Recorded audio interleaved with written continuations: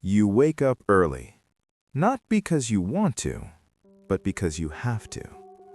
You trade hours for money, money for bills, bills for survival. And then you repeat. 5 days a week, 4 weeks a month, 40 years of your life. And somehow, this is called freedom.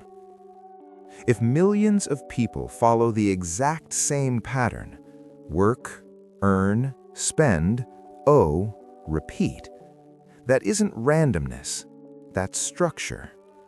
And structure does not appear by accident. Every system ever created was designed to produce predictable results. A clock produces time, a factory produces goods, an algorithm produces outcomes. So if an economic system consistently produces financial stress, debt dependency, and limited upward mobility for the majority, we have to ask a difficult question. Is the system failing? Or is it functioning exactly as it was built to? This is not about conspiracy theories. It's not about secret meetings in dark rooms. It's about incentives, architecture, design. Because systems don't need villains to create inequality.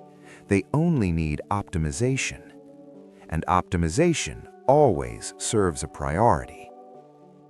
The modern economic structure didn't randomly evolve into what it is today. It was shaped, layer by layer, through policy, industry, education models, banking systems, and corporate incentives. Each layer influencing the next, each rule shaping behavior. And over time, something subtle happened. Work became mandatory, debt became normal, ownership became rare. Not because people are lazy, not because they lack intelligence, but because incentives quietly guide decisions at scale. You don't have to force millions of people into a pattern. You just design a system where the easiest path is the one you want them to take. And once you understand that, once you start looking at outcomes instead of intentions, a different picture begins to form. Today, we're going to break down how this structure operates, how it shapes behavior, and why most people never realize they're operating inside a design they didn't choose. Because the most powerful systems are not the ones you can see. They're the ones you live inside. To understand the system, we need to understand how systems shape behavior. Every large structure, economic, political, institutional, runs on incentives. Incentives determine decisions. Decisions create patterns. Patterns create outcomes.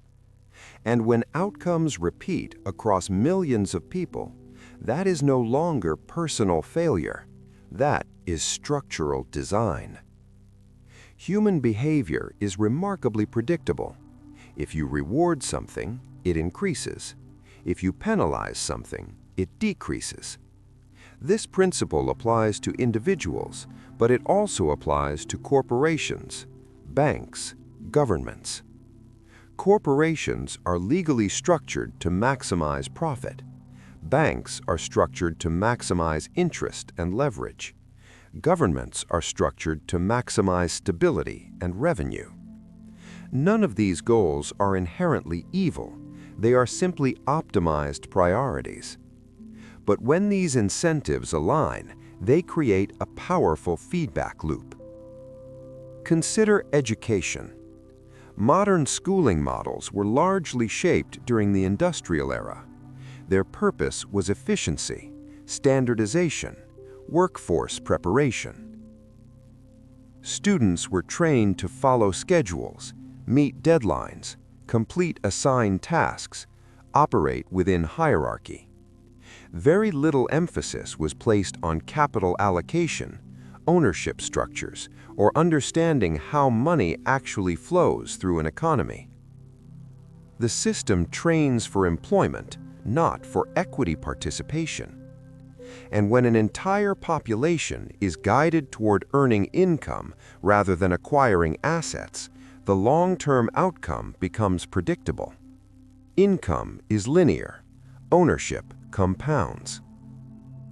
So if financial literacy is not foundational, if asset acquisition is not central, if risk assessment and leverage are not deeply taught, we have to ask another difficult question.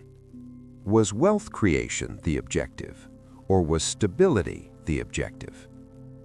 Because a stable workforce is far easier to manage than a population optimized for independent capital growth.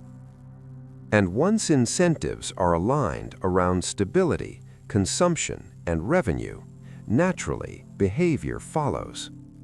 No force is required, only structure. If incentives shape behavior, then the next question is simple. What behaviors does the modern economy reward the most? Look closely, and a pattern emerges. Spending is rewarded. Borrowing is normalized. Saving is diluted. Ownership is delayed. The global economy runs on consumption. Growth is measured by how much is bought, not how much is owned. When consumers spend, corporations expand. When corporations expand, markets rise. When markets rise, tax revenues increase. Spending keeps the engine running, and debt accelerates it. Debt allows future labor to be converted into present purchasing power. It pulls tomorrow's productivity into today's economy.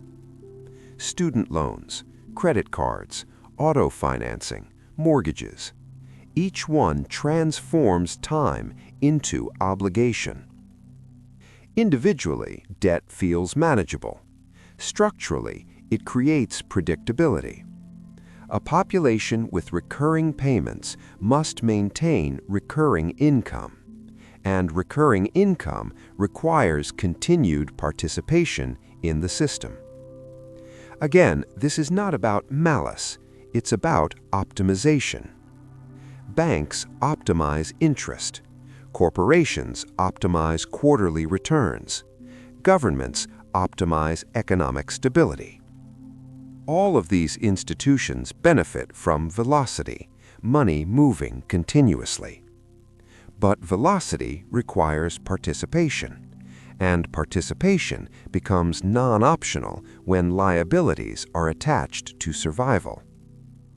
The majority are encouraged to consume first and invest later, to upgrade lifestyle before upgrading assets, to measure success by visible signals rather than balance sheets. And over time, something subtle happens. Financial pressure becomes normal. Living paycheck to paycheck becomes common. Long-term ownership becomes distant. Not because individuals lack discipline, but because the system's easiest path is designed around earning and spending rather than acquiring and compounding. When you zoom out, the pattern becomes clear. The system does not explicitly prevent wealth. It simply makes dependence more convenient than independence. And convenience at scale is more powerful than force. So what does this mean? It means the system is not collapsing, and it is not broken. It is functioning, but it is functioning according to its incentives, not yours. Once you understand that, anger becomes unnecessary. Clarity replaces frustration. Because the system does not trap you by force, it guides you through structure. The default path is designed to be easy, predictable, comfortable enough to continue. But default paths rarely lead to ownership, and ownership is where leverage begins. Income depends on time. Assets depend on position. When you own productive assets, equity, businesses, intellectual property, cash-flowing investments, you step outside the purely linear exchange of hours for money. You move from participant to stakeholder. That shift changes everything. The system rewards consumption publicly, but it rewards ownership quietly. And most people never notice the difference. So the real question is not, how do I fight the system? The better question is, how do I understand it well enough to position myself differently within it? Because every system, no matter how optimized, has entry points. It has leverage points. It has blind spots. And those who study structure instead of reacting to outcomes gain asymmetrical advantage. This is not about escaping society. It is about shifting from default behavior to intentional positioning. In the next video, we'll break down the first layer of this architecture, the education model, and why it was never designed to create widespread wealth. Until then, ask yourself something simple. Are you operating by default or by design?